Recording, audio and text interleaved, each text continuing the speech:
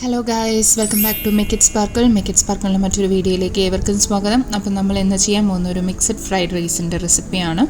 അപ്പോൾ അതിന് വേണ്ടിയിട്ട് ആദ്യം തന്നെ ഞാൻ ചെയ്യുന്നത് എഗ്ഗ് ഒന്ന് സ്ക്രാമ്പിൾ ചെയ്ത് മാറ്റി വെക്കുകയാണ് കേട്ടോ. അപ്പോൾ ഒരു ബിരിയാണി പോട്ട് എടുത്തു, അതൊന്ന് ചൂടായി വരുമ്പോൾ അതിലേക്ക് ഒരു ടേബിൾ സ്പൂൺ സൺഫ്ലവർ ഓയിൽ ഒഴിച്ചു.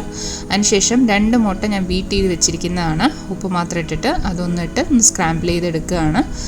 അതൊന്ന് നല്ലോണം വേവായി വരുമ്പോൾ അത് എടുത്ത് ഞാൻ മറ്റൊരു പ്ലേറ്റിലേക്ക് മാറ്റുന്നുണ്ട്. അത് പിന്നീട് നമ്മൾ ഫ്രൈഡ് റൈസിലേക്ക് ഇടുകയാണ് ചെയ്യുന്നത്. എഗ്ഗെല്ലാം മാറ്റിയതിന് ശേഷം വീണ്ടും ഒരു 2 ടേബിൾ സ്പൂൺ സൺഫ്ലവർ ഓയിൽ ഒഴിച്ചിട്ട് ഒരു 10 അല്ലി വെളുത്തുള്ളി നല്ലോണം ചോപ്പ് ചെയ്തത് ഞാൻ ഇതിലേക്ക് ചേർക്കുകയാണ്. ആ വെളുത്തുള്ളിയുടെ ഒരു റോസ് സ്മെല്ല് മാറി വരുമ്പോൾ നമുക്കതിലേക്ക് വെജിറ്റബിൾസ് ആഡ് ചെയ്യാം. ഇവിടെ ഞാനിപ്പോൾ എടുത്തിരിക്കുന്നത് സബോളയാണ്. ഒരു 2 സബോള ഫൈനായിട്ട് ചോപ്പ് ചെയ്തത്, പിന്നെ ഒരു 3 മീഡിയം സൈസ് ക്യാരറ്റ് ഫൈനായിട്ട് ചോപ്പ് ചെയ്തത്, ദെൻ ഒരു ഭാഗം ക്യാബേജ്, പിന്നെ ഒരു ക്യാപ്സിക്കം ഫുള്ളായിട്ട് ഞാൻ ചോപ്പ് ചെയ്തെടുത്തിട്ടുണ്ട്. ഇതെല്ലാം ചേർത്ത് നന്നായി ഒന്ന് വഴറ്റി വരുമ്പോൾ ഈ വെജിറ്റബിൾസിന് മാത്രം ആവശ്യമായിട്ടുള്ള ഉപ്പും പിന്നെ ഒരു 2 ടേബിൾ സ്പൂൺ കുരുമുളക് ഞാൻ ചേർക്കുന്നുണ്ട് കേട്ടോ. എനിക്ക് വെജ് ഫ്രൈഡ് റൈസിൻ്റെ അകത്ത് ഈ പെപ്പറിൻ്റെ ആ ഒരു ടേസ്റ്റ് വന്ന് ഭയങ്കര ഇഷ്ടമാണ്, അതുകൊണ്ട് ഞാനത് കുറച്ചധികം തന്നെ ചേർത്തിട്ടുണ്ട്.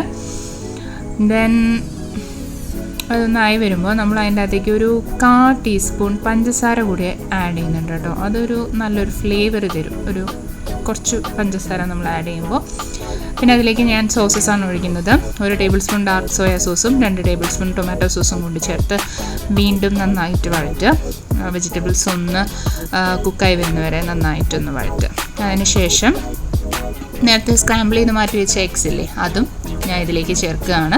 പിന്നെ ചേർത്തിരിക്കുന്നത് ചിക്കനാണ് കേട്ടോ. ഇവിടെ ഓൾറെഡി കുറച്ച് ചിക്കൻ ഉണ്ടായിരുന്നു, അപ്പോൾ അത് ഒന്ന് ഫ്രൈ ചെയ്ത് ചോപ്പ് ചെയ്ത് ഇതിലേക്ക് ചേർത്തിട്ടുണ്ട്. ഒന്ന് മിക്സ് ചെയ്ത് വരുമ്പോൾ നമുക്കതിലേക്ക് റൈസ് ആഡ് ചെയ്യാം. ഞാനിവിടെ 4 കപ്പ് അരിയാണ് എടുത്തിട്ടുണ്ടായിരുന്നത്. 4 കപ്പ് അരി 30 മിനിറ്റ് നേരം സോക്ക് ചെയ്തതിന് ശേഷം അത് ലേശം ഉപ്പും സൺഫ്ലവർ ഓയിലും നാരങ്ങാനീരും കൂടി ഒഴിച്ച് അതിന് വേവിച്ചെടുത്തതാണ്. നാരങ്ങാനീരും സൺഫ്ലവർ ഓയിലൊക്കെ ഒഴിച്ചെടുക്കുമ്പോൾ നല്ല നോൺ സ്റ്റിക്കി ആയിട്ടുള്ള റൈസ് കിട്ടും കേട്ടോ. തീരെ ഇങ്ങനെ ഒട്ടി പിടിക്കാതെ ഇങ്ങനെ വിട്ട് വരുന്ന പോലത്തെ റൈസിനൊക്കെ നല്ലത് കിട്ടും. റൈസും കൂടി ഇട്ട് 1 മിനിറ്റ് നല്ലോണം വഴറ്റുക. നമ്മുടെ അടിപൊളിയായിട്ടുള്ള മിക്സഡ് ഫ്രൈഡ് റൈസ് ഇവിടെ റെഡി ആയിട്ടിരിക്കുകയാണ്.